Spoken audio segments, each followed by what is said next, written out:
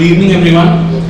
On behalf of Bloomsbury, India, I'm delighted to welcome you all to the launch of India, Bharat and Pakistan, the constitutional journey of a sandwich civilization by Sai Deepak.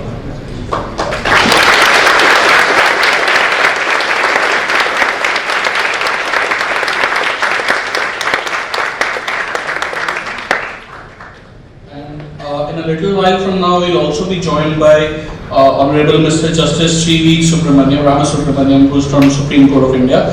While let me introduce my panelists here.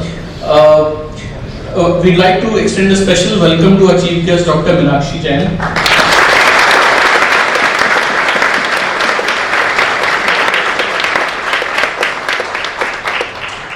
Dr. Jain is presently Senior Fellow at the Nehru Memorial Museum and Library. Her areas of research include cultural and religious developments in Indian history. In 2020, she was awarded the Padma Shri by the Government of India for her contribution in the field of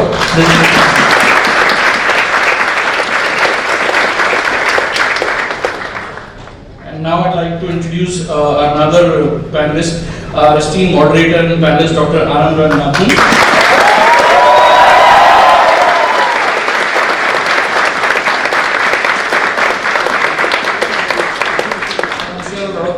He's already teaching as a professor in Special Center for Molecular Medicine at JNU Delhi. And he's pretty regular. He writes and appears frequently on television debates on politics, media and science. And his columns have appeared in Swarajya, DNA, First Post and News Laundry. And of course, he's written 3 books earlier, and the 4th one is, I think it's just in this year, will be coming? Yeah, great. It will be from Penguin. And now a special mention for our coveted author, Mr. Sai Deepak.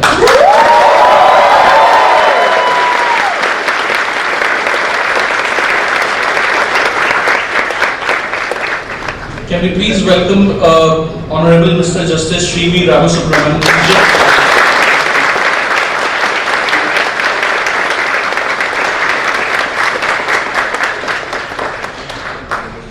Talking about the author, Sai Deepak is an engineer turned litigator practicing as an arguing counsel primarily before the Supreme Court of India and the High Court of Delhi. A mechanical engineer from Anna University, he graduated with bachelor's degree in law from IIT Kharagpur's law school in 2009 and has carved a niche for himself as a litigator in civil, commercial and constitutional matters. In 2019, he was awarded the Young Alumni Achievers Award by his alma mater IIT Kharagpur. Apart from delivering lectures on the constitutional issues, he is a prolific writer for leading newspapers and magazines.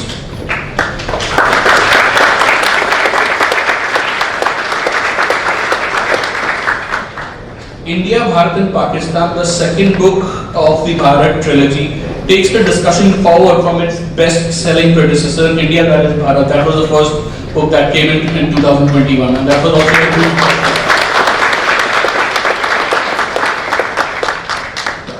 And now, can I just request our panelists, Dr. Meenakshi Jain, Dr. Anand Ranganathan, and Sai Deepak ji to please unveil the book.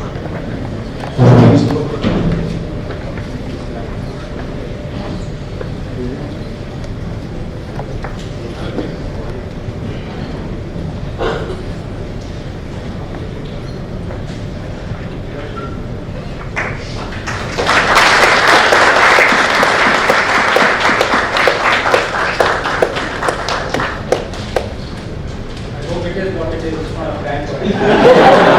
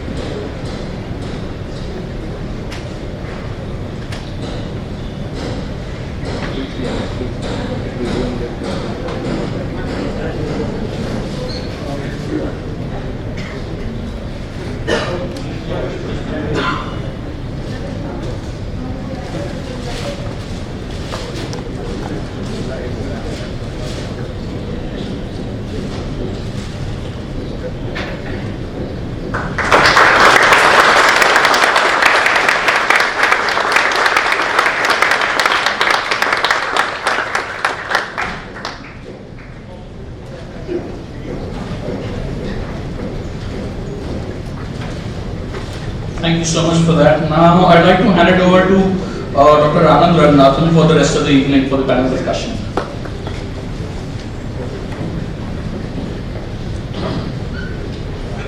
Good evening, thank you so much, Sai and Dr. Jain.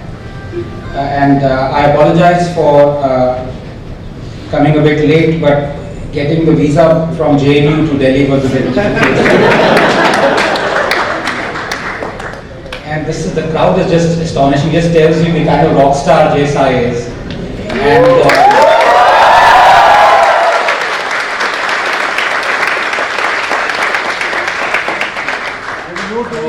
kind of also you. And it's kind of intimidating if this was a real courtroom. Can you imagine if he was fighting a case and I am in the dock guilty already.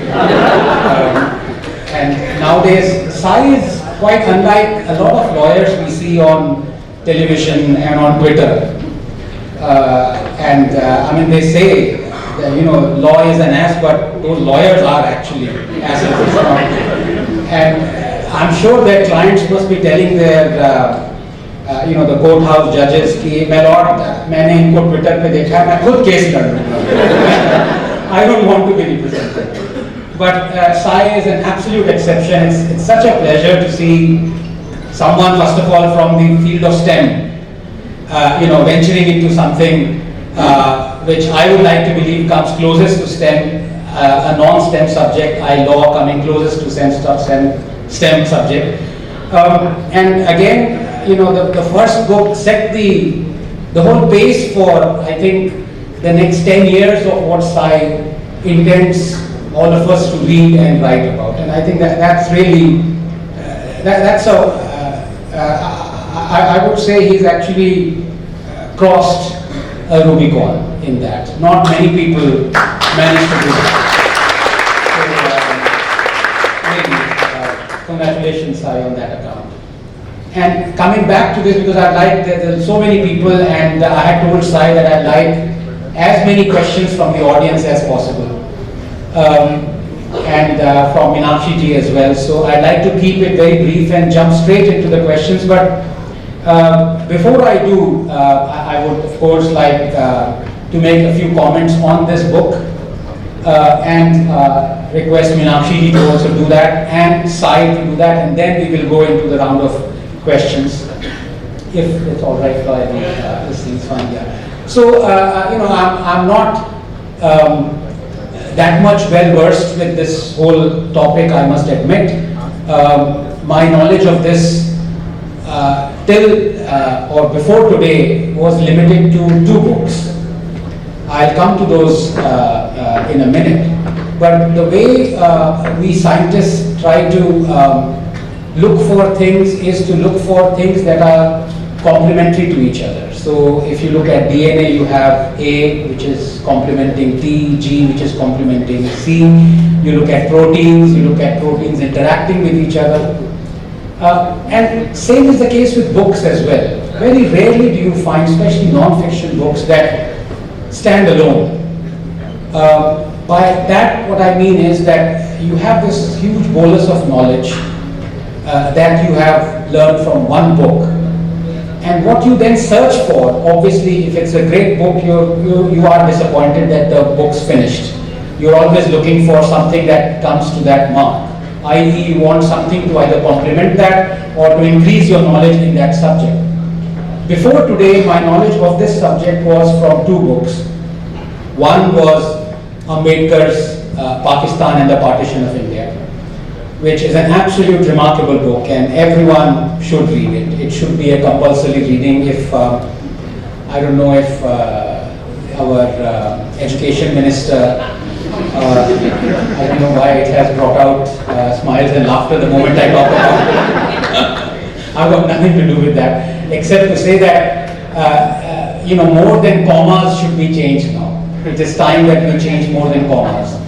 And one book that should be recommended reading, one is of course the Black Book of Communism, and the other should be Ambedkar's book on partition in Pakistan, because it really It's one of those books that define the whole subject. And the other book that of course I would know of is by Venkat Dhulipara, which is Creating a New Medina. Absolutely remarkable book. So what I would like to say is that before today, these were the two defining books in this genre, and after today, I'm going to add Sai's book to that. So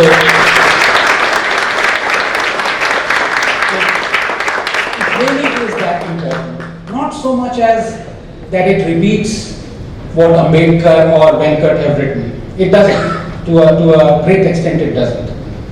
What it does is, and like all great books do, they add to the knowledge. They don't repeat what's been said before. And I think it truly is. If I can be a bit more partial, I don't know how the publishers would take it, but this is way better than your first book, Sai. And I'm dreading the trilogy because I don't want any book to be better than this. But knowing you, I suppose the third one would be better than this. But that is the mark that this book has made in my mind. That it has now, I would say, it ranks with the other two, Ambedkar's book and Venkat's book. And the reason why I say this is, and the reason why I think these three should be required reading, is my question to Sai. Ambedkar brought out in his book, in crystal clear vision, if I can call it that they really are what Sir Syed was talking about. Of course, you cannot talk about races, but he talked about Muslims and Hindus being two antagonistic races, almost like two groups. And Ambedkar had the same thesis, but he brought it out with proofs that yes, race of course is the same, there is one human race. I also include Rahul Gandhi in that.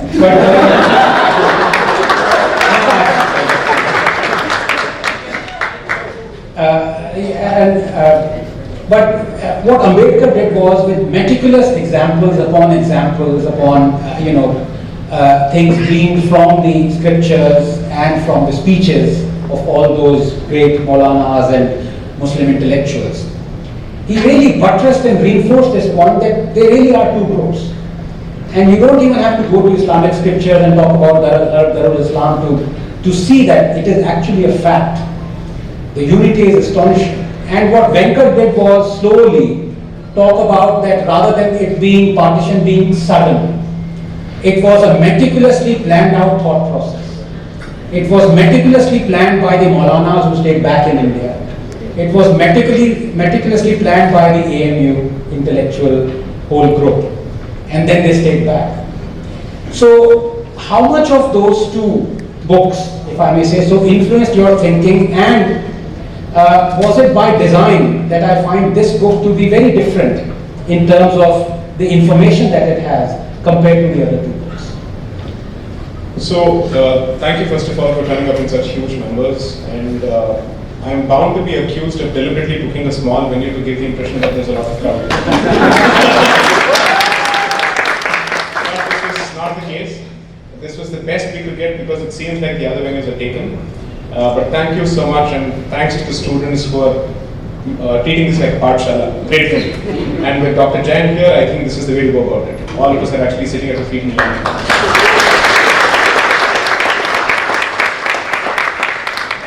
Thanks to Justice Ramasubramanian for having made it here. And for members of the legal fraternity for having taken time out of their schedules to come here. I can see a lot of familiar faces here.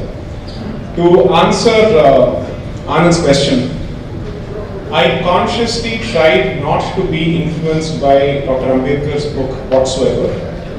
And I did use Venkat Dhulipara as a reference to the first book as well as to the second book. But there's a significant distinction, I'll explain why. Venkat Dhulipara's book effectively starts from the 1937 session. I think it's the Lahore session that he refers to. And he traces and charts the genesis of Pakistan from 1937. And Dr. Ambedkar effectively looks at it more from the perspective of Syed Ahmad Khan, with a cursory reference to the Islamic invasions. But the mindset does not get the kind of expansive treatment that it deserves. And therefore, what I've done as part of this book is to go back to the fall of the Mughal Empire, the decline of the Mughal Empire, after the sack of Delhi by Nadir Shah in 1739. And the fundamental question that I've asked myself is, has the loss of state power resulted in loss of consciousness as far as a particular group is concerned? Or have they managed to reinvent themselves and come out through multiple movements? Because you see, whenever you talk of Pakistan, the earliest we are able to go to is Sai Deepak. But Sai Deepak himself is the product of a larger movement and merely one representative of one particular strand of thought in that particular movement. That he was the product of a particular seminary which is based out of Delhi, which is called Madrasa-e-Rahimiyya, which is where I think the history of Bharat takes a very crucial turn from 1740 onwards.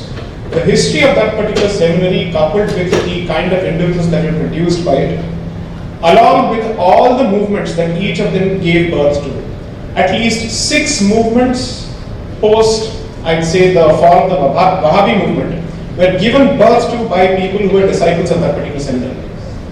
Sai Deepak was but one of the disciples. And therefore, you end up knowing more about him simply because he established an institution called the Aligarh Muslim University. But beyond that, there is not much to be understood. So, which is exactly why what I've done is, if Venkat Dhulipala starts from 1937, my book ends in December 1924. So, I am actually showing that the thought and the beat and the seed of Pakistan has come into existence well before 1937, at least by December 1924. But the germ for that particular seed and the thought process started in 1740 at the very least. That is the thesis of this particular book. And therefore, the only perhaps similarity between my book and Dr. Ambedkar's approach is that both of us speak like lawyers through this book, which is to say, if this is the position, where is the evidence to support it and back it up? That's it. So, most of the book covers that. But since this is a continuum as far as the previous book is concerned, how do you relate both the books? The first book effectively looks at the Christian European line, starting from, let's say, Christopher Columbus onwards until the first Government of India Act of 1919. In chapter 6 of that book, I've already hinted at the possibility of a different scope, where I've spoken of Middle Eastern coloniality in chapter 6 of the first book. But since that concept was merely touched upon and not given sufficient treatment, I realized that it would make no sense whatsoever not to discuss it further, because you are not going to be able to discuss the constitution without touching upon partition, and partition was not an overnight development. In which case, the central question that I would end up asking myself is, did the partition make any difference to the thought process of the Constituent Assembly when they were discussing the Constitution? The Constituent Assembly effectively comes into existence in May 1946. When did direct action day take place? 16th August 1946. So while the Constituent Assembly was discussing the Samvidhan, people were being butchered left, right and center in Bengal and Punjab. So were you even cognizant of the motivations behind this? That the two-nation theory was actually playing itself out on the ground while we were discussing this constitution? This is the question that I'm trying to ask. The other, let's say, question that I'm trying to take a serious pot shot at and hoping to bust it completely is, every time we discuss the partition of Bharat, allow me to be blunt here, which is, the stupidest answer that is given is the British did this thanks to their divide and rule policy, as if everybody else was innocent. Now, we are dealing with adults. So if someone is dividing and ruling you, clearly there is a pre-existing division that he is taking advantage of. So the point that I am trying to make here is, he did not create a division, he merely exploited a pre-existing division which outlasted their advent by at least 1,000 years. And therefore, I am trying to ask myself, did they actually consciously collaborate with each other to lead towards the partition? Was there a conscious handshake between the British mindset and, let's say, the Shah Waliullah Dehlavi mindset? This is the question that I am asking. And I have come to the conclusion that you must read the book. So, as far as I am concerned, Dr. Ambedkar's analysis was more from the perspective of whether the eventuality of Pakistan can be done away with, can it be stalled, can it be prevented, because he published his book in 1946. Similarly, India Divided is a book that's published by Dr. Rajendra Prasad, which is also referred to in this book. And all of them are trying to publish literature to say, no, the two-nation theory doesn't work. So Dr. Ambedkar accepts the two-nation theory, Rajendra Prasad says the two-nation theory doesn't work. It doesn't exist. It's a figment of imagination. So all those works were looked at, but since the analysis of that consciousness which drives this entire movement was missing in Dr. Ambedkar's book, I thought it's an important gap to be filled up. So think of it this way, the Christian line, European line comes in the first book, the second book brings both the Islamic line as well as the Christian line, and then they merge. Once they have merged, from December 1924, how do they move forward? And by December 1924, was it clear to the so-called leaders of our independence movement that you are staring at a formidable alliance which is working with the detriment of the native consciousness? In the process of this analysis, what I have also done is examined truly what is the so-called independence movement? Were we even asking for independence in the first place? When did the question actually come up? And who should be given credit for it rightly so is the question that I am asking. The marginalized group of the independence movement, the revolutionaries, how much they were single-handedly responsible for pushing the collaborators of the British to take a pro-independence position is a question that I am asking in this book. So these are the broad questions that I have raised. And I am also trying to consciously take down certain icons who have been valorized for no reason and to the detriment of our own understanding and our own, let's say, understanding of history.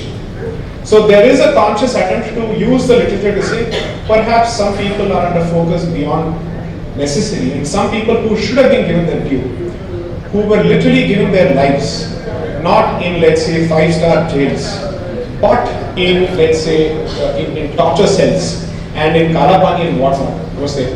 Please, Mr. Samyan, sir.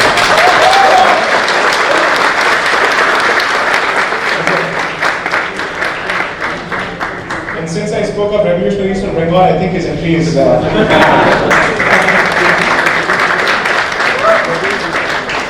So he's just landed in Delhi. He's been kind enough to show up. Thank you, Dada. Thank you so much.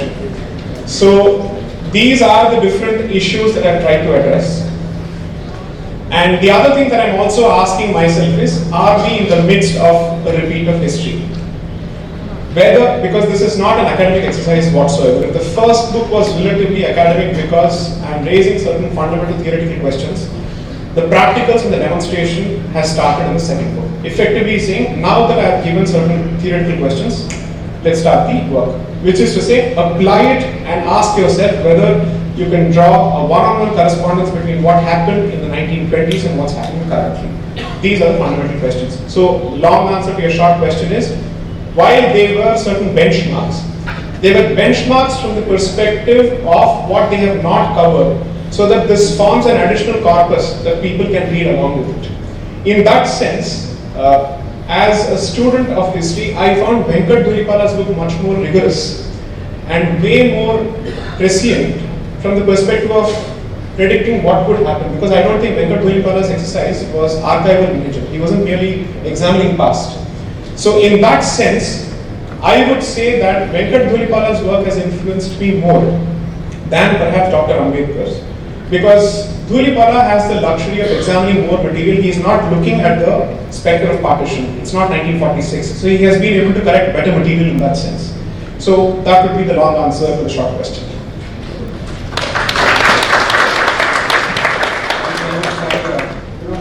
Sai talked about that he's consciously tried to bring down some icons or false icons. Bring down to the bulldozer chala diya hai. Yogi would be proud. Let me give you a few, I have made a few notes on when he talks about the collusion between the Maulanas or the Muslims and the British. I made, for simplicity's sake, some bullet points on Sir Syed, who is one of the biggest icons you can think of. These are his quotes. The 1857 revolt was an act of haramzadgi. For those not very well versed with Hindi, it's bastardliness. The Mohammedans did not contemplate jihad against the Christians. Those who did were vagabonds and ill-conditioned men. To be faithless to one's salt is to disregard the first principles of our religion. Loyalty to the British is the religious duty of Muslims. This is Sir Syed, the venerated Sir Syed. You, i.e. Muslims, are only justified in fighting the British if they actively prevent you from exercising your Islamic faith. We Mohammedans, and this is very interesting, the last one before I move. We Mohammedans live in this country with every sort of religious liberty. We read our adhans as loud as we wish. We can preach our faith on public roads. This is Sir Syed saying, so this is not under Modi government. We make converts of Christians and Hindus to Islam without any fear of prohibition. Why should we worry the British? And why should the British worry us? So, a lot of icons, not just a few, have been brought down in this magnificent book. Before I turn to Meenakshi Ji for what she has to say about this, just for spicing up things, I also have a Twitter question for you, because let's not disregard your Twitter army, which is multifold more massive than this one. And I will take a question from here. So the Twitter question is, I think it's quite a deep question, depending on how you look at it. It says, why have you kept the color of this book as the color that you have? Is it in any relation to Pakistan or not? So that's the question.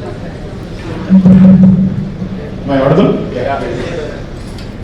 So, think of it as a color play, in the sense that because there is a significant degree of exposition on Pakistan, people are bound to relate the combination of green and white to Pakistan. However, one of the things that I did with the first book was to reclaim the color blue, which is associated with a certain movement today. Similarly, the idea is to reclaim the color green. So when, let's say, the Tiranga was being conceived of, if you ask the Madharipatis of Hindu Mathas, the entire position was, green represents Durga, white represents knowledge and therefore it is Saraswati, and I think the saffron represents Lakshmi from what I understand. I could be wrong, but this was effectively their reading of it. Now, therefore I wanted to bust the myth that a particular color belongs to a particular community, but if at all it belongs to any particular community, well, we are the oldest, so most colors belong to us.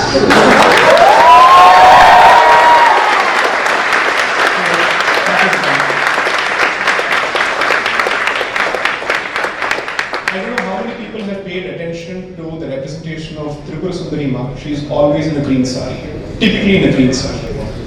So that's where the color comes from. And while I don't mention it explicitly in the book, the last 3 or 4 lines of the acknowledgement make it abundantly clear, because there's a direct reference to Durga Ma. And secondly, the color green represents fertility, growth, and abundance. And therefore, allow me to use the leftist parlance here, the only way to counter utterly toxic patriarchal masculinity is to surrender to the divine feminine.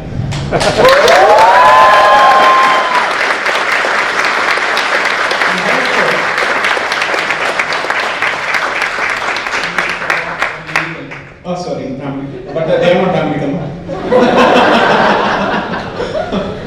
So, the entire point was to say that any identity that chooses to assert itself by crushing the divine feminine under its foot fears being defeated by the divine feminine. There is a deep-seated insecurity, which I think needs to be exploited and used to the hilt.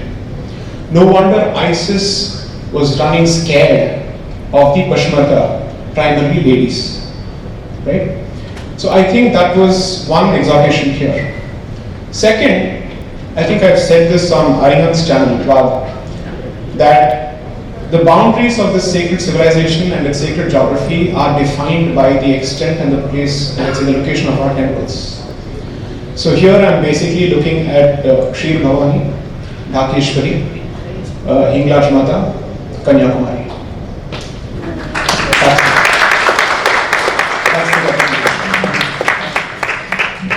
And pink is a wonderful color, and ISIS color is black.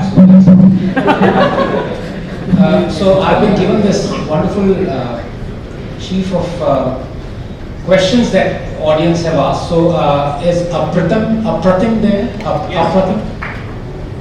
Yes. So one question from there, then I'll come to mine. Apratim? Yes. Oh, there it is. So you remember the question that you put here, or should I? Okay. So please ask your question. Or should I? Okay. All right. Oh, right. Okay, so I've been asked to ask what you asked. In case I make a error, please don't sue me. Zamana bada kharab hai. I will be there to save you. That's true, yes. And there's a Reverend Justice.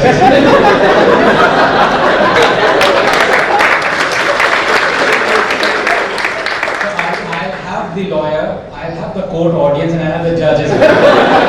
What more do I need? So Apratim asked, respected sir, the forces responsible for our vivisection haven't yet disappeared. In fact, they have re-armored themselves according to the new constitutional setup with new lexicons and methodology. How do we counter this new enemy? I think that's the nub of the book. That's the sum and substance and the gist of the book. Which is to say, when someone says that two-nation theory's existence came to an end with the creation of Pakistan, then you fail to understand the reason for the use of the word coloniality.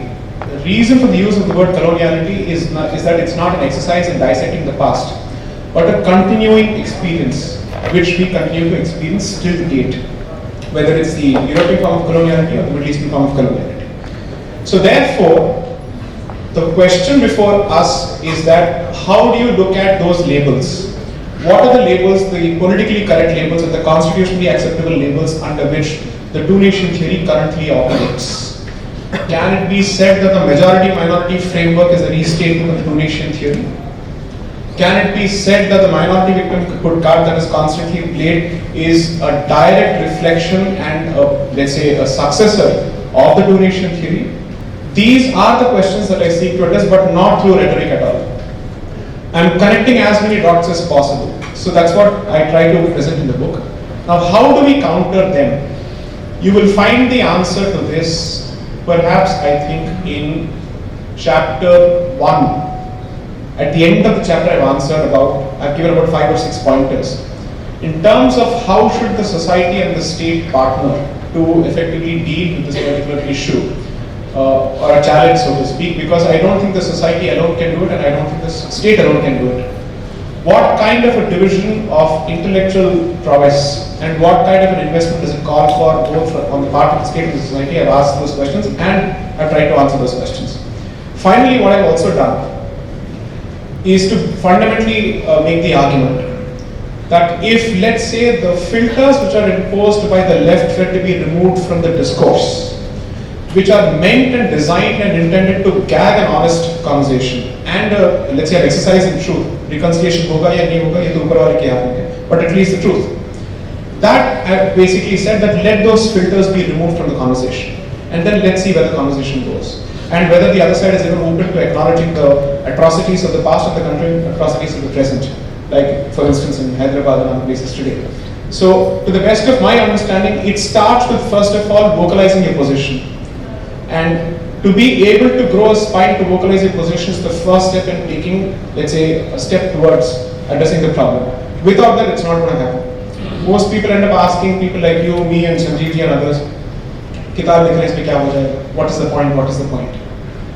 It is an articulation, a cohesive articulation of a certain position. Because you can have certain random thoughts, somebody else can have random thoughts, but who's going to connect this and then say, this is the final position as it is meant to be articulated? That is where I think these contributions come from. So I would think of, let's say, Vikramji's work or Mr. Samyan's work or your daily AK-47 firing on television. All of this is a step in that particular direction. That पहले लोग अपने अंदर बोलने की तो रीढ़ की हड्डी पाएं, उसके बाद जो होगा देखा जाएगा. Once you start vocalizing it, that's the first, let's say, level of pushback or resistance that you offer. Because they operate under the basis that you will not be able to muster the guts to speak out of the fear of ostracization, marginalization, branding, labeling, silencing, stifling, everything that scholars such as Dr. Jain have faced in all their decades of work.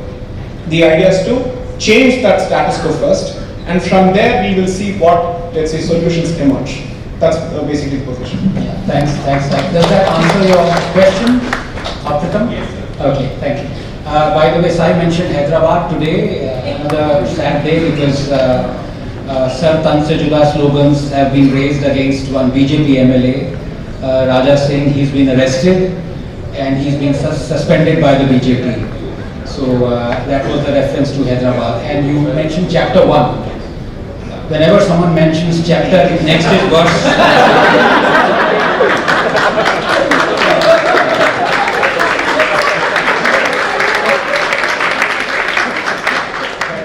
Incidentally, chapter 98, verse 6, you are the worst of creatures. Can I now please have the pleasure of requesting Meenakshi Jain?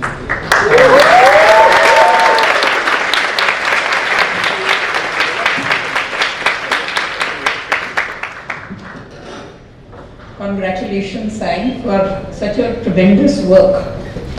There's very little left to be said on this subject. It is so comprehensive. But since I'm a historian and there's such a large young audience over here, I would like to place certain issues before them which will help in clarifying the situation. You know, you've talked about Middle Eastern coloniality.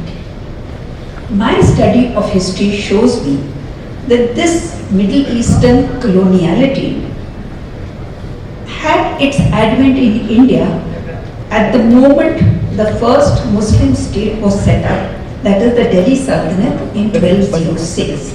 I'm just going to make 5-6 points about Middle Eastern coloniality vis-a-vis the political setup, vis-a-vis the economic setup, vis-a-vis the language setup, and vis-a-vis the cultural setup. So just be a little patient. When the Sultanate was established in 1206, the entire cabinet consisted of among 40 Turks.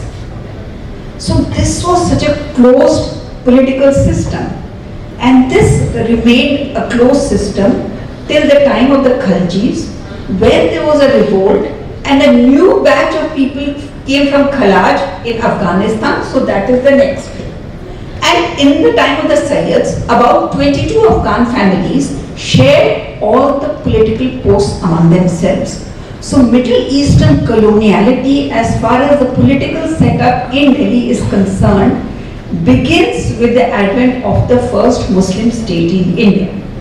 Now, I'll just quickly come to the Mughals.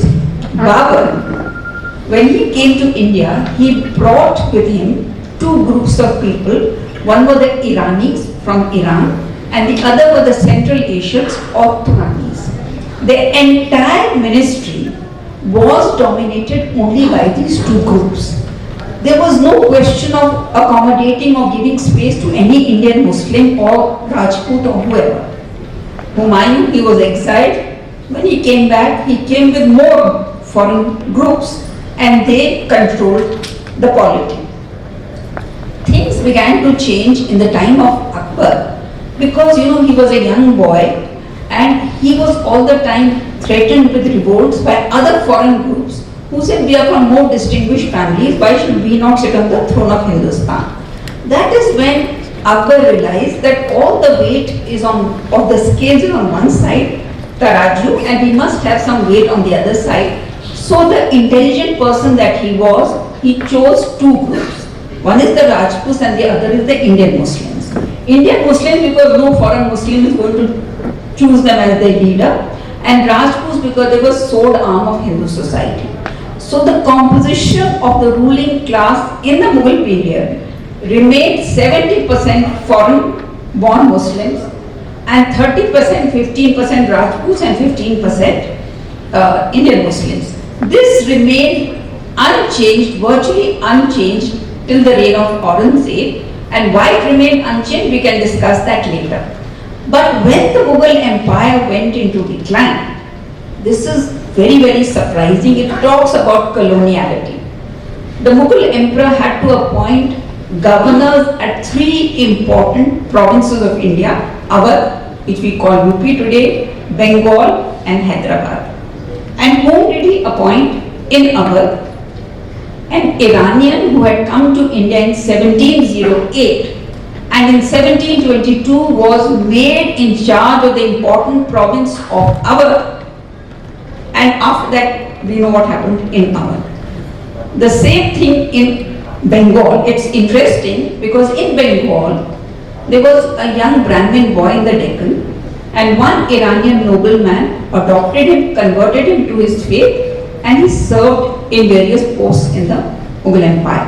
Then this Iranian went back to Iran, and when he died, this convert Muslim came to India in 1699. In 1700, Aurangzeb appointed him governor of the Deccan. There is no question, this coloniality, people are coming in the 18th century and getting the top post. And in Hyderabad, the person who was appointed governor, his father had come in the time of Shah Jahan, and they said, we are the descendants of Abu Bakr the Caliph. So this mindset continues.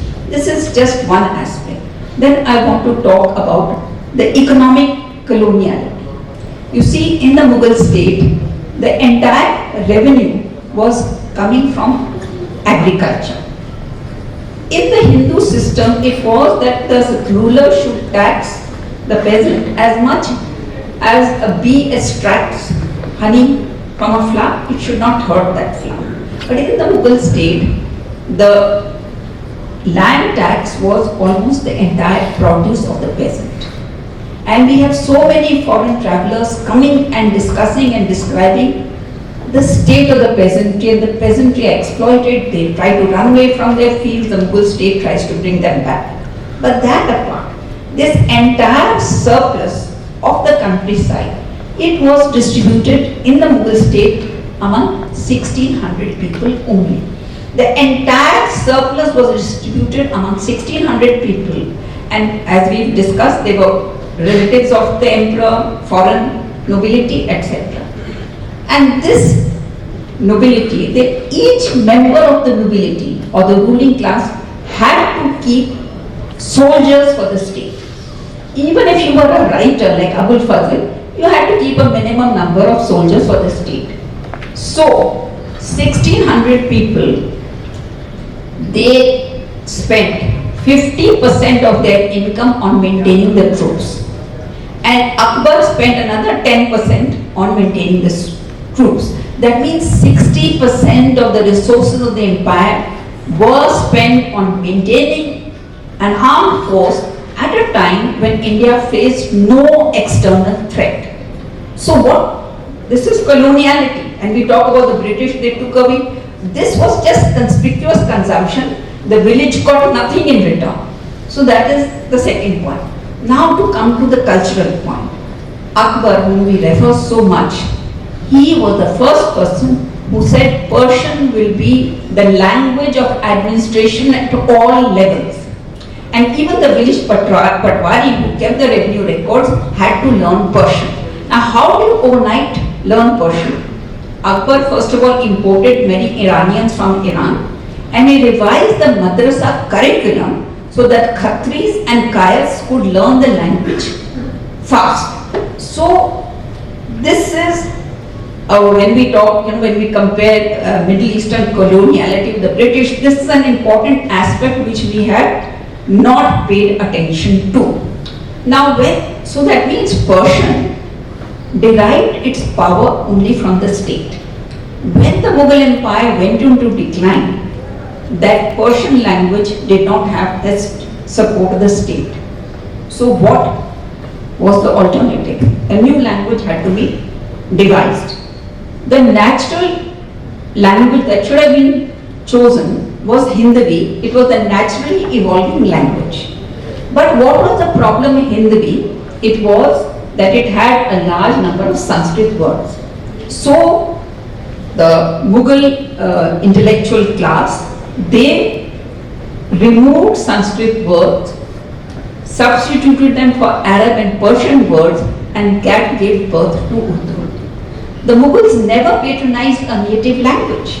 And in this context, I just want to make one point. You know, they had Sanskrit scholars who would come to the court, but in the Persian records, they are never mentioned as Sanskrit scholars. They are only mentioned as singers who came to the court, sang before the emperor, and took money and went away in the most derogatory manner. And last point, and after that I'll just make one more point, architecture. It was the rule in the Mughal period that every lane, by-lane highway should be dominated only by mosques. And the religious structures of every other side were, of every other group were pushed away from public view. Man Singh, who was a friend of Akbar, he was made governor of Rohtas. And in Rohtas, he bought a lot of land, he wanted to build a big temple there. Then this friend of the emperor, he gets frightened that if I build a temple over here, emperor will get angry. So Man Singh built a mosque over there and the small temple at the side.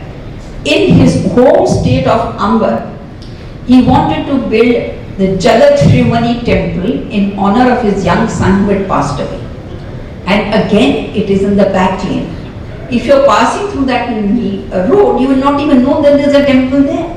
So this, this coloniality that you just brush aside, this is such a painful part of our history. And we talk about Mughal Rajput marriage alliances as a Ganga Jamuna Tehzeeb. The Mughals always prided themselves in their Turkic ancestry. They said we are descendants of Timur. They never mentioned that Rajput blood also flow in their veins. And this is a story that we find on both sides. The Rajput texts that were written in the medieval period, they did not mention the alliances, marriage alliances with Mughals. And Mughals did not mention the marriage alliances with the Rajputs.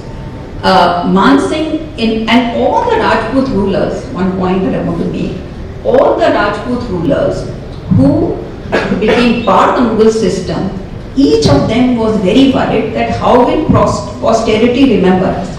So in their own kingdoms, they got their court historians to present their view of the Mughal Rajput alliance. So Mughal history that was written in Man Singh's court does not mention that his grandfather gave a daughter in marriage to Akbar.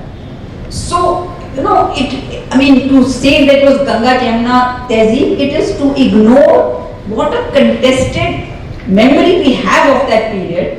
And, so-called secular intellectuals, they are just trying to whitewash this painful episode of our past. This is something, a series of histories were written in every Rajput court contesting what the Mughals were presenting at this.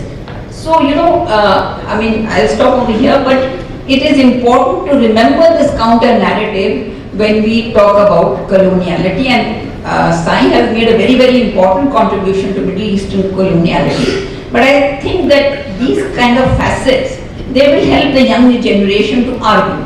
You did not allow Hindavi, you imposed Persian. With Persian, you impose a Persian culture, a Persian language, a Persian tradition. So, and you never gave representation to anyone. And Jagannath Pandit, he was a very, very renowned scholar. And he is never referred to as, we would not know that he was a Sanskrit scholar if he referred to only the Persian texts. And just last point, that this whole debate about jizya and pilgrimage tax, this also needs to be re-examined. In the time of Shah Jahan, there was a very important Sanskrit scholar, Kavindacharya. He came to Shah Jahan's court and successfully made the emperor remove the pilgrimage tax to all Hindus going on pilgrimage to Prayag and Allahabad. Now, if Akbar had removed the thing and that had become effective, why did these people have to come to Shah Jahan? And in the Mughal Persian accounts, this is not mentioned at all, that Shah Jahan removed this tax, because Shah Jahan was very conscious of his image as a proud, good Muslim. So, and we know about this only because the Hindu writer, they felicitated him and they honored him. But there are two contrasting worldviews and two contrasting thought traditions that are existing side by side in the entire medieval period, and I have not found any evidence of them meeting each other. Thank you.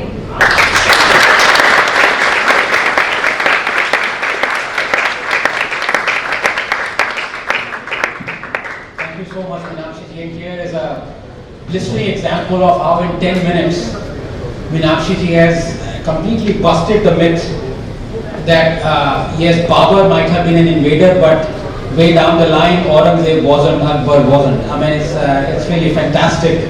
Thank you so much, Meenakshi Ji, for that is the power of factual accounts. And I always believe that there is only one truth. There are no versions of truth, So you have a lot of, I don't know how many leftists are there in this audience, but घुस जाते हैं इधर से, वो misreport कर देते हैं. तो हमें तो if tomorrow there is a report in Wire or Scroll or some of this, the three bigots were sitting here and they were talking nonsense about this, and Mughals are our heritage, and भाईचारा, Ganga Jamuna. As Pushpendra says, पता लगाओ भाई कौन है, चारा कौन है.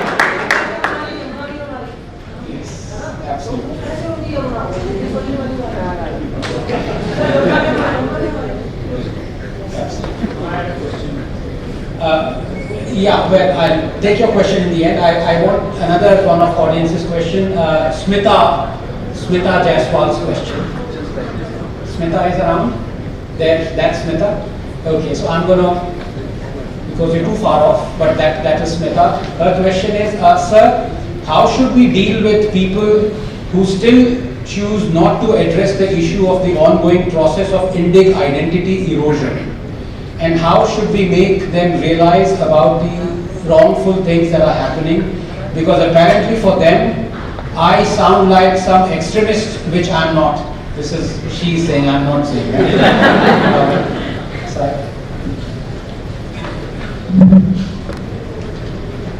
So, I think what has happened over the last few years, at least, I'd say since 2019, if not 2014, is the proliferation of serious literature and scholarly literature that is trying to present facts before the public is mounting pressure on the state to get its act together as far as history is concerned. Now, it is my belief, after having seen whatever I have since 2014, that perhaps the political system only responds to a system of incentives. And therefore, if we were to belabor under the impression that ideology is always going to prevail, I am not discounting the presence of ideology. I am merely saying that the composition of that mindset may be about 50% ideology and 50% incentive. And I am being very, very charitable in this particular regard, saying that it's even 50%. Therefore, I think it is important for the civil society to take upon itself to press the right buttons to make sure that its voices are heard. If at all there is any repetitive sentiment or leitmotif in all the talks that I have given and the public interactions that I have undertaken since 2016, it is to ask the society to at least be much more vocal about its interests than outsourcing this entire activity to the state. When you manage to, let's say, produce intellectuals like Mr. Samyal, Sampak and everybody else, what you end up doing is that you're trying to create a critical mass of chorus in the heart of the society, which should hopefully translate to articulation of political interests at a later point.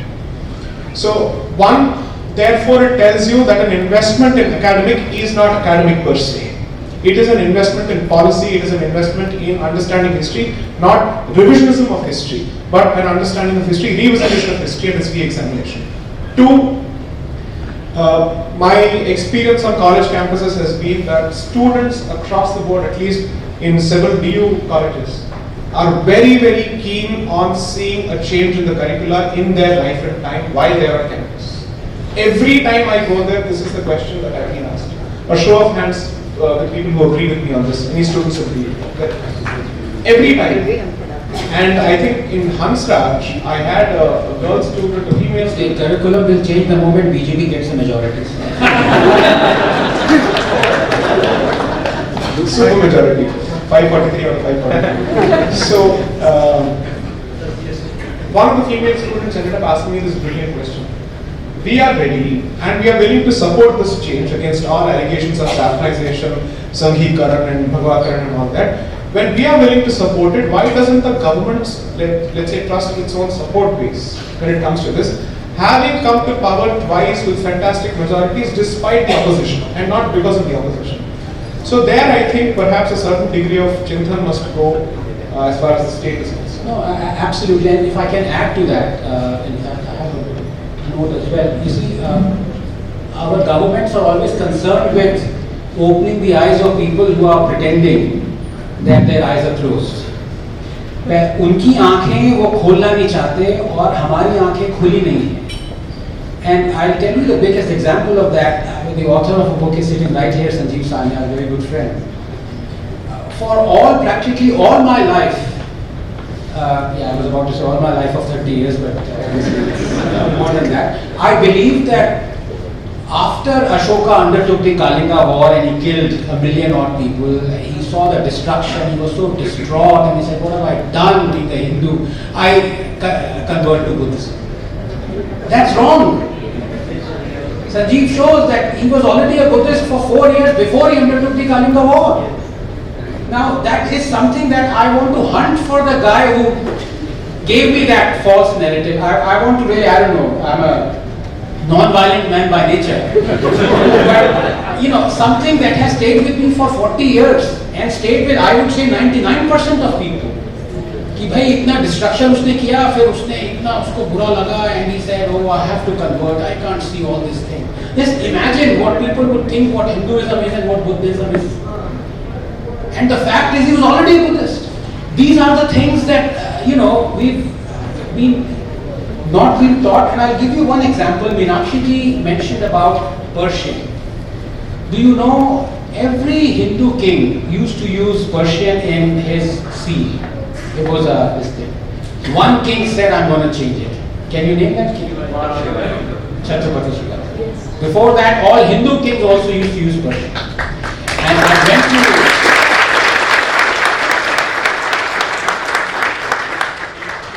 went to Pune and you had Rawat Dada and he showed me that sea. It was really one of the most thrilling experiences I have. Incidentally, a museum that is hopefully the government would do something well. Okay, not the government, but some philanthropist would do something because it's really run down and they are so eager, they are so excited about their collection.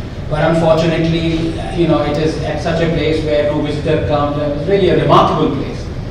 But coming back to Shivaji and coming back to the kind of history we've been taught and the historians we've been eulogizing, I shouldn't take the name, but what the hell, Ram. You know the time, I think 5 or 7 years ago when Aurangzeb Road was renamed, incidentally to Abdul Kalam. So obviously it wasn't renamed to Savarkar, patani, explosion would have happened. But even then there was so much of protest. And Ram Guha wrote an article on why it should not be renamed or there should be no Delhi road renamed after Chhatrapati Shivaji. So he was not only protesting that Aurangzeb Road is being renamed, he was crying buckets, he was saying no road should be renamed or named on Chhatrapati Shivaji. And these are the 3 reasons that he gave, these celebrated historians. These are the 3 reasons why the renaming of New Delhi roads after figures such as Shivaji is a mistaken idea. The first is that it shall feed into the majoritarianism that has become a creepingly dangerous presence in our body politic. So you can forgive that Guha and chalega. Anybody is free to have his opinion, and coming from JNU, I know what all these opinions are. A second and more important reason not to honor the lives of Shivaji in India's capital city is that he was essentially a regional figure. The man who birthed an empire from Plassey, from Peshawar to Plassey, is being called a regional figure. These expressions of Maratha pride make some sense in regional context, less so in the capital of our large and diverse country. The third, and indeed the most important reason why we should resist the renaming of New Delhi streets after Shivaji is that he was a lord in an age of feudalism, endorsed wild caste hierarchies, and consolidated scriptural and social practices which led to the subordination of women. He is talking of Aurangzeb, eulogizing Aurangzeb and talking like this of Shivaji. And the coup d'etat is that when he wrote this article saying no road should be named Shivaji, there already exist 3 roads in Delhi named after Shivaji. So much for fact checking. But stadium bhi hai na? sorry.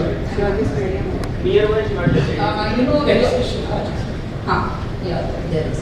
But on this question of textbooks, I feel that the situation is pretty hopeless because what the government, first of all, the government has no clue how to go about it. They really are clueless about how to write history books. So what they have done is that they are reducing the content of history books in the NCERT books.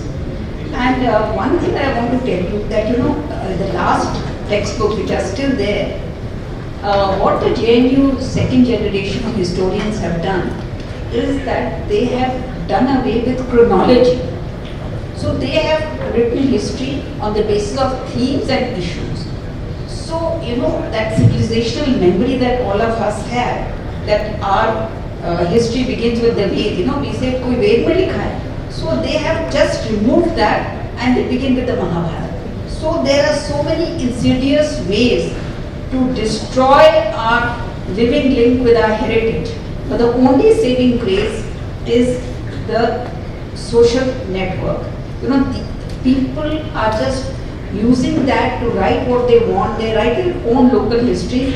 They are bypassing these established historians because they are not going to change. And I don't see the NCERT textbooks at least producing something better because there is no clarity. What are we going to write? They don't know. I would not hear one word against JNU. two or three maybe, but not one. Let me ask this as a follow-up question, Sai, before I come to you again with another question. The fact is that we are now being branded Sanghi communal bigots, so that's why we can ask these questions freely. Given the combined population, let's be very honest about of the subcontinent, Muslim population, which would be approximately, I would say, 700 million or maybe more. 2 questions here. Are you happy that Pakistan is separate from India?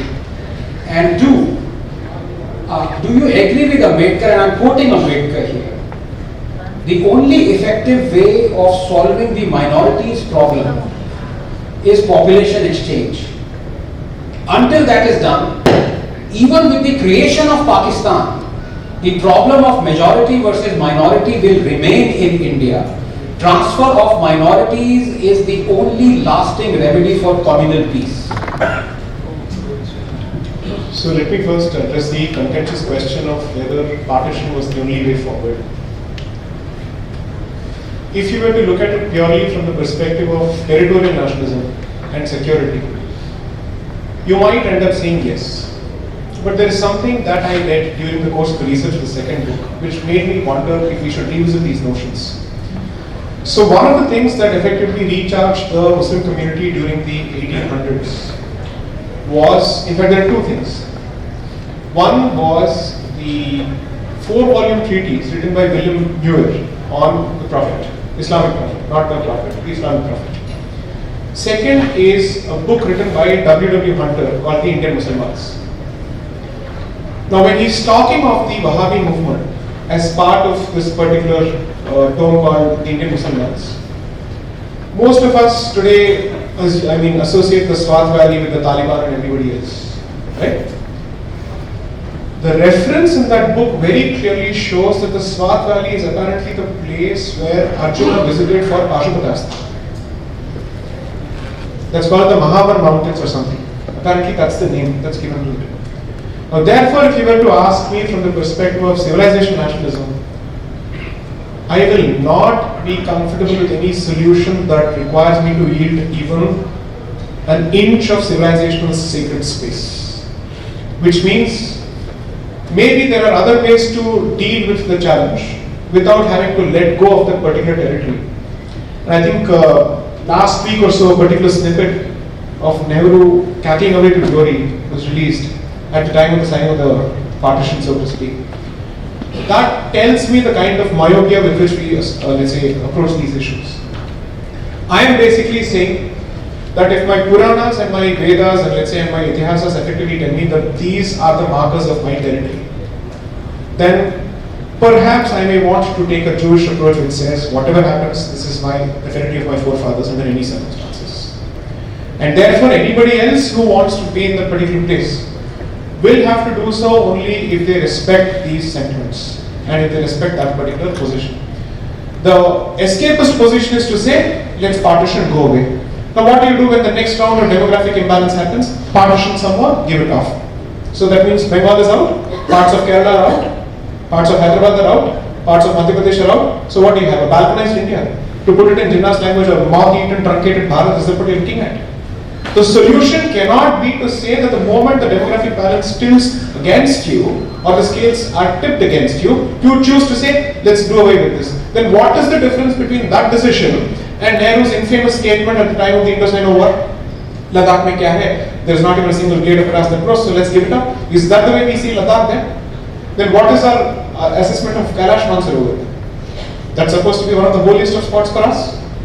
So I would say population exchange coming from Dr. Ambedkar was the position more from, let's say, he was a student of Eurocentric nation statism.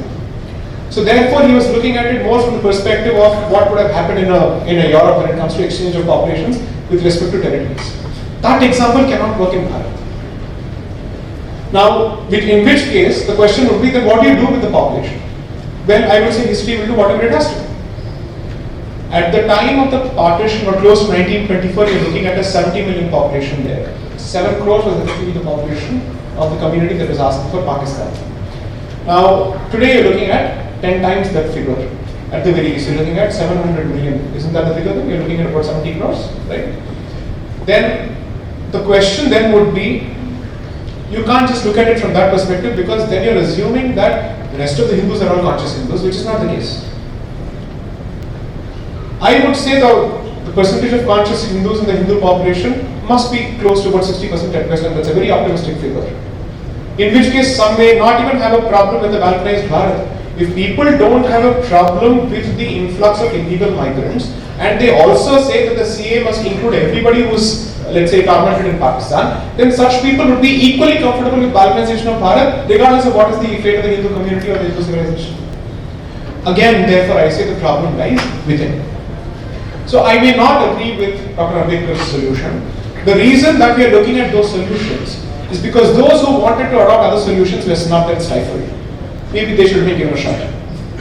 You know, and I'll come smoothly to this question that's been asked, but before that, which is more important, a conscious Hindu or a conscious government?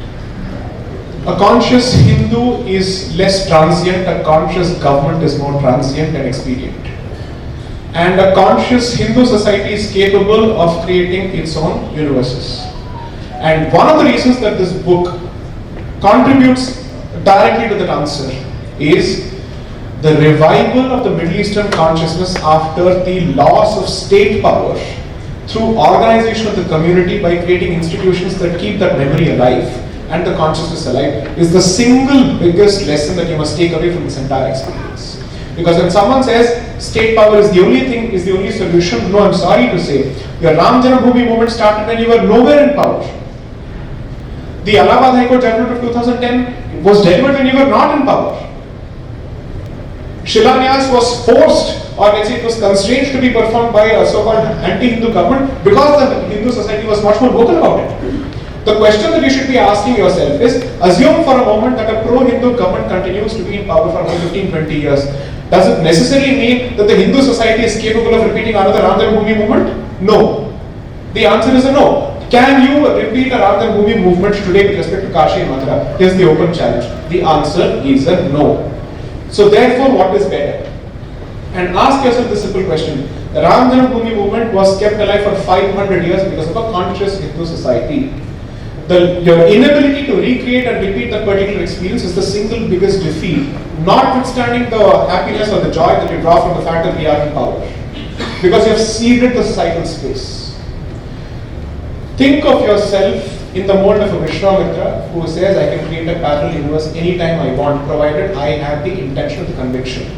And therefore, I would prefer a conscious Hindu society, which can work on its own solutions and come together and put faith in itself, as opposed to outsourcing that entire civilizational activity to the state. That would be my position. That's a great answer.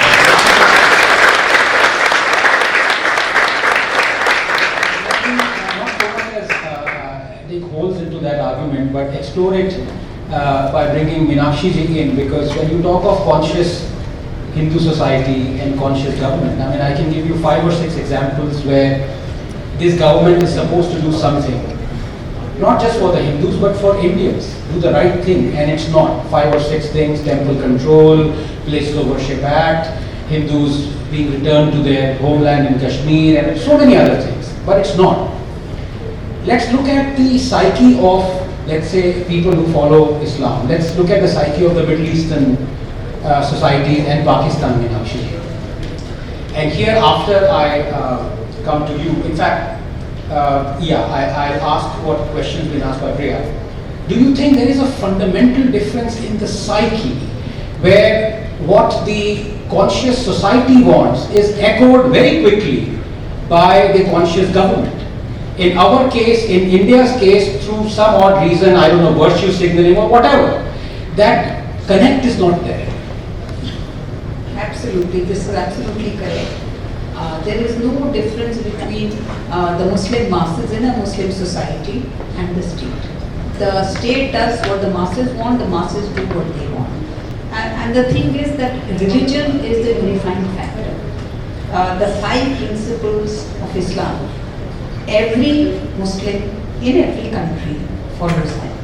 And territory has no importance for them because religion is something that crosses boundaries. And in India, we, for some reason, the territory matters a lot to us.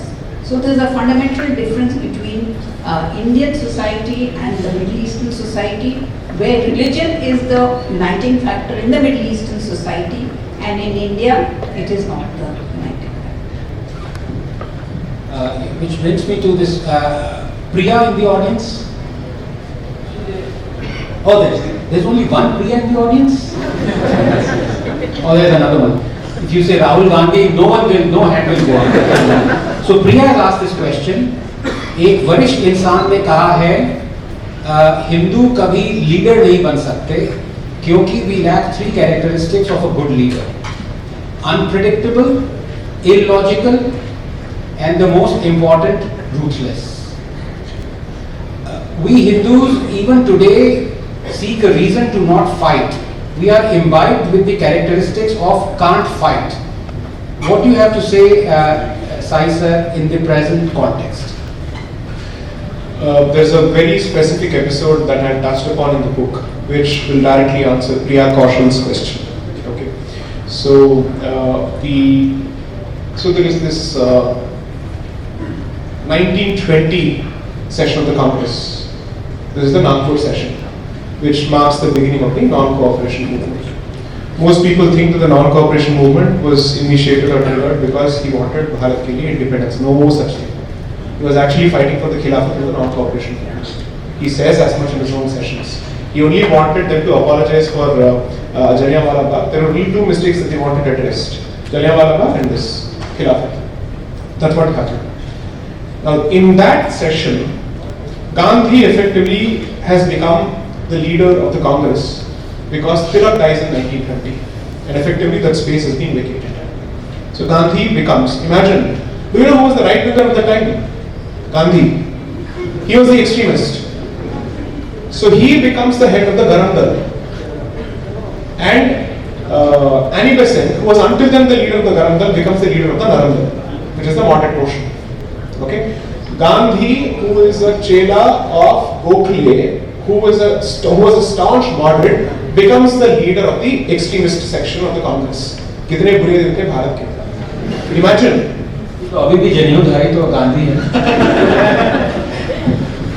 In that, so for the non-cooperation movement, they have to frame certain rules, and the constitution of the Congress is being discussed. Gandhi effectively says we will adopt all legitimate and peaceful means. He, being the lawyer, he chooses to remove the word lawfully because you can't non-cooperate by being lawful, and therefore he says let's call it legitimate and peaceful means. Then there is a fantastic debate that happens between him and Jinnah. You must read it. Jinnah effectively says, you want to use peaceful means with a fellow who has just proved his ruthlessness through the Jallianwala Bagh massacre. We'll get your independence, no problem.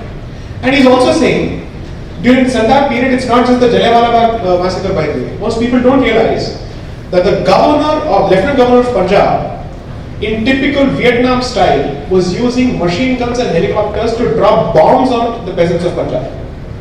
Drop bombs on the peasants of Punjab was happening on a regular basis, before and after Jallianwala Bagh. So he says, how do you think you will even succeed with this? If you truly want to succeed in achieving your goals, please remove the option of peaceful.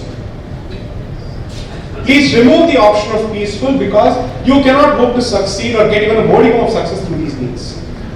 He gets booed down by the entire Congress establishment. Jinnah says, I am not going to sink with this boat, I am getting on this place. When you read that, you will realize that Jinnah was much more realistic about what was needed to get the job done. Jinnah lived in a real world, he didn't live in a bubble, a self-created bubble. And I will put it to vote to the audience in a tug of war and in a battle of wills. Did Gandhi win or did Jinnah ultimately win? Who secured a portion of his land, of this land for his people, is the question that you should ask, because that's where the discussion ends. Everything else is useless. You decide the effectiveness of a particular ideology or let's say a movement on the threshold of impact, on the angles of impact. Jinnah achieved what he wanted and what he set out for, period. And he was clear that the means shall not limit the ends. No wonder he was open to the direct action. Okay? One of the things that I think is the hallmark of a leader, and I agree with Priya on this particular question, is the ability to go calculatedly crazy. To say, I am capable of doing this, don't underestimate me. If you think you've read me inside out, you cannot. No wonder the West doesn't know what to do with Putin. They don't know. They have no idea. No wonder Islamists cannot do what they do in Russia in any other place. People say, oh, he wants a Russian model. I am not saying any of those things. I am talking of attributes. If you wish to address your problems, the question would be, can you operate under the savior complex that you will repeat the failed methods of the past and still come out with a better solution? If the answer is a no, then you have to change your strategy. That's exactly why I am making this point, that the 1920s effectively revealed the willingness and the willpower of the opposite side, the resolve of the opposite side to do whatever was necessary to get the job done, and the soft-heartedness, the bleeding-heartedness of this side. I think we are perhaps going through a similar cycle.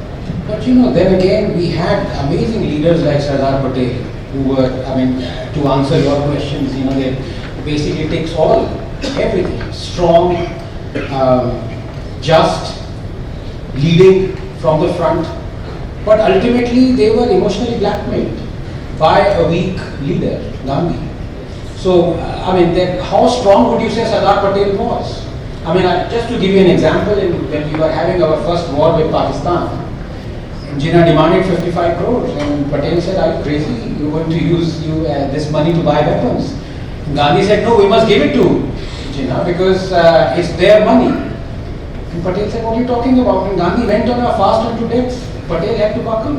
That money was given and lo and behold, arms were purchased. So who is weak there? So let me give you a response which perhaps people may not expect. You think of Patel as a strong leader because you always compare him with whom?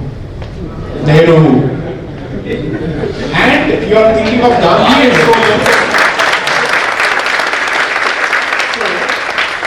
this is the tyranny and the trap of soft expectations playing itself out where even a Patel looks like a strong leader. Here's the question.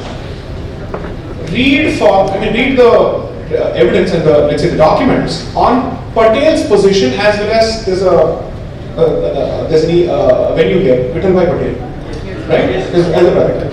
Read their positions with respect to the revolutionaries, and then you ask yourself, what strongness and what strength are we talking about here? To me, the test is going to be simple. Not just who won.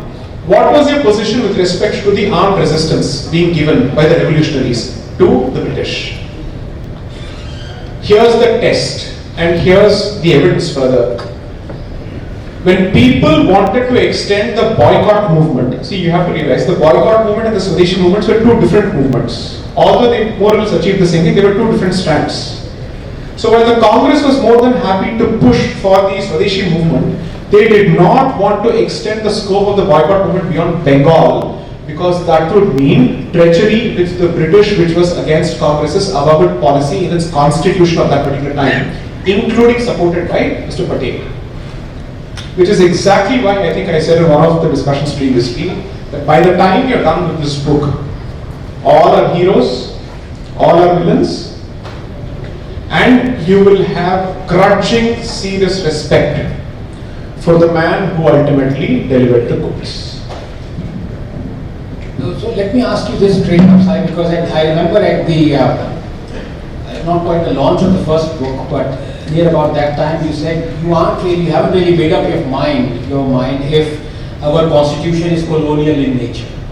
At the end of this book, have you come any closer to the truth? What do you think? My position at this stage would be that by the time of 1924, I have seen the sidelining of Sri Aurobindo.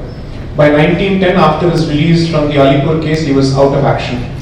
And he wrote a final open letter for which he was prosecuted, and therefore he chose to go to Pondicherry, and from there he chose to shine the light of spirituality in a very positive way. Lala Lajpat Rai was sidelined by 1924. Tilak was dead. And Bipin Chandra Pal had no other option but to nod along with Gandhi, because he realized that thanks to the support of the Khilafatists, especially the Ali brothers, the Congress had been completely taken over by the Gandhi, let's say, coterie, so to speak. So at least until 1924, notwithstanding the fact that it was allegedly led by a so-called extremist of that particular period, I see a heavy ingredient of pro-British loyalism. Heavy degree of pro-British loyalism. We were only asking for rights at par with the citizens of the crown in other colonies. That's all we were asking for. And the manner in which we celebrated our admission into the Club of Commonwealth Countries is embarrassing. You should simply read the proceedings of 1885 session of the Congress, which is when it was actually found. It was not a party or an organization. It was a platform, a conference of sorts of the Indian political union, which A.O. Hume had founded. By the time they are done with it, in fact, what was the language requirement for people to participate in the Congress? English. So why are you surprised that the Constitution is written in English? And by the time they are done, the Jai Jaikar for the Queen is so loud and it's captured when you're reading the resolution and the proceedings, you can actually hear them shout. So during this movement against the partition of Bengal, the slogan is Vande Mataram. Anand Ranganathan and everything else is the source and the inspiration. Vande Mataram goes through a fantastic change by the time you reach the 1920s. It becomes Vande Mata Pitarao. Pitarao here is Britain and Mata is Bharat Mata. So they had changed the slogan to Vande Mata Pitarao. Now therefore my hopes keep going down further as I move towards the framing of the constitution. I was initially hopeful, but now I'm not really sure. But I will still wait for the evidence to present itself and then speak. So, Here that is Bharat. When will it manifest? The day we choose to junk India and go only with Bharat.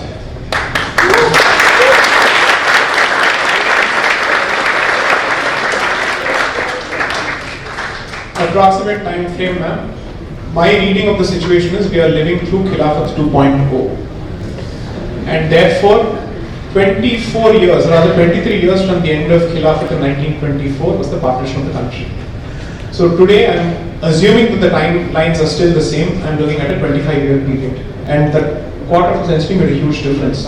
But the pace at which the problem is now shouting from the rooftops, I would say 2030 would be a fairly critical year for us to wait and watch. And the the Bharatiya state's response to the challenge will determine which way this country goes.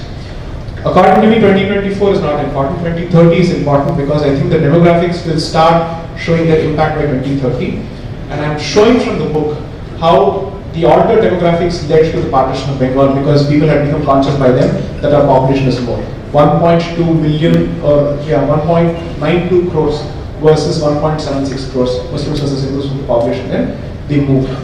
17 years before the partition of Bengal, Sai Deepak Khan in one of his speeches was conscious of the growing Muslim population in Bengal and he made a statement as much, we are already a growing majority, what do you think you can do to us? That's the statement that he openly made in one of his speeches.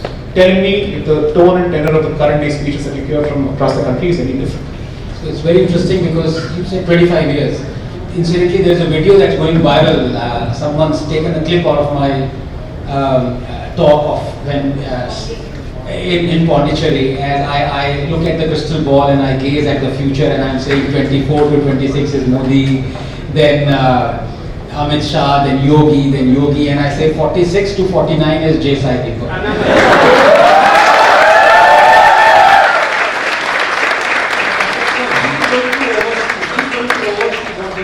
I'm in for serious trouble. I've been accused of having political aspirations despite my best intentions.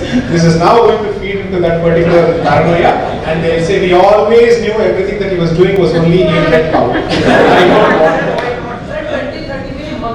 So, Shel, I think I think we ran way out of time. one last question. Maybe I'll ask. Yeah, And a pretty short answer. Sorry. Yes.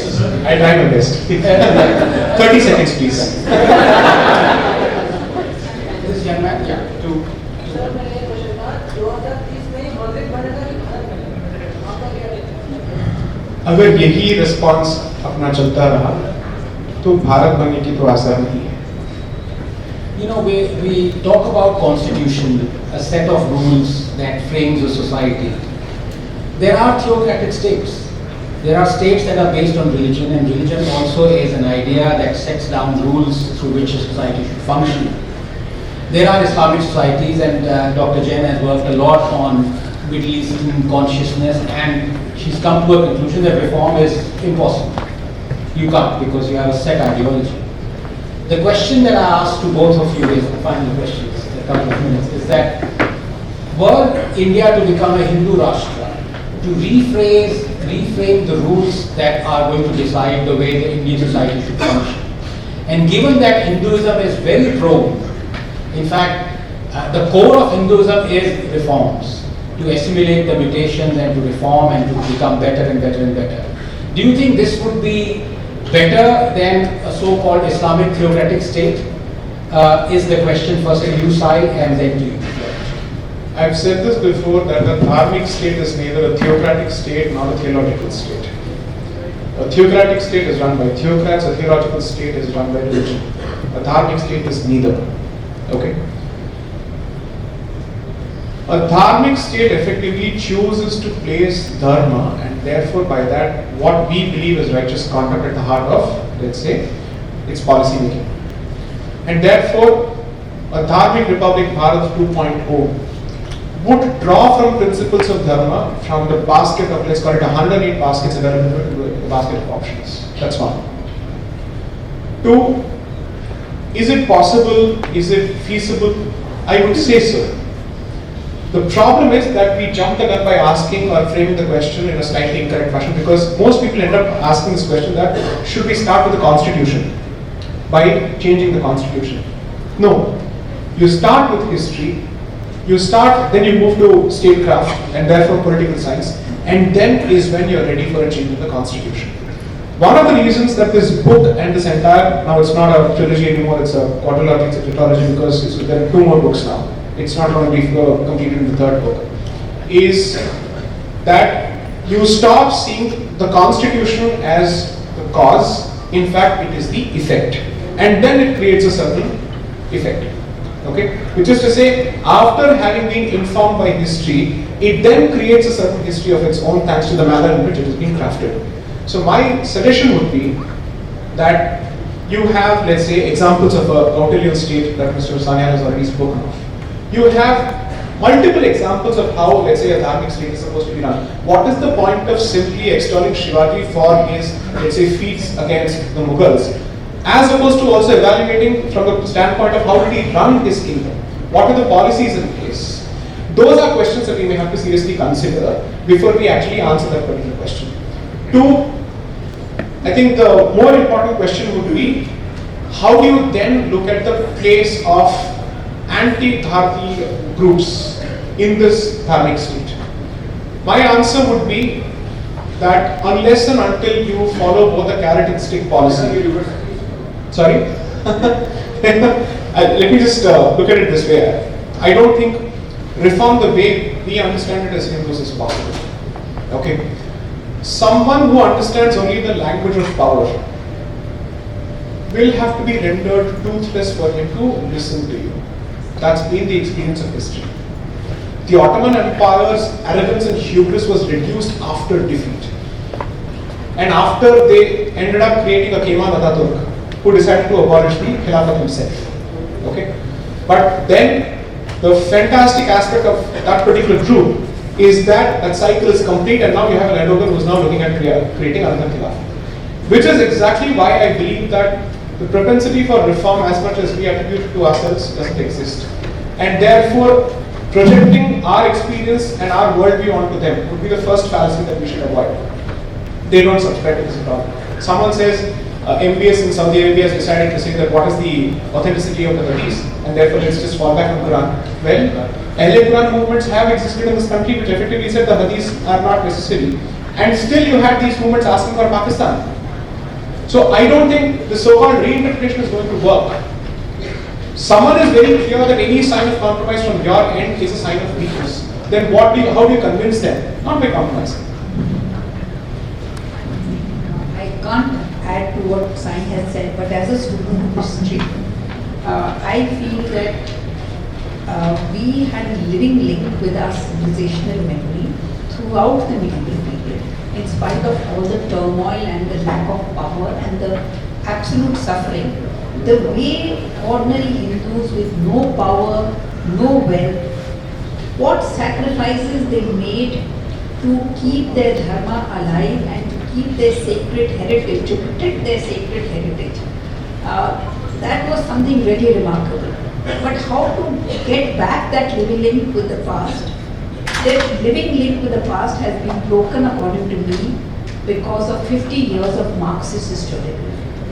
And it's very important, if we want to move forward, is that we have to reconnect with our history, with our past, and to take pride in what we achieved in the midst of so much, torture and such adverse circumstances.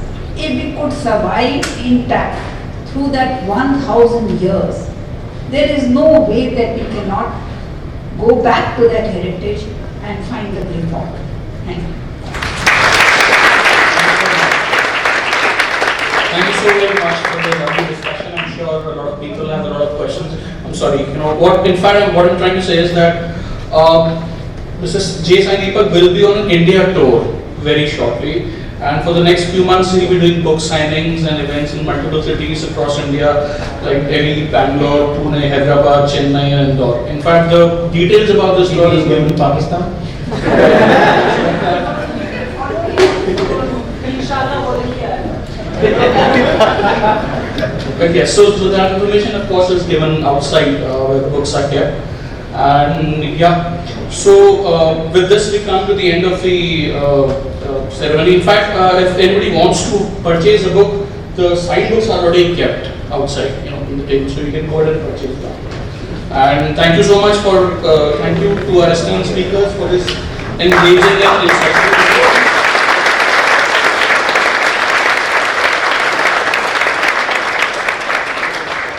Thank you once again for joining this evening. Thank you.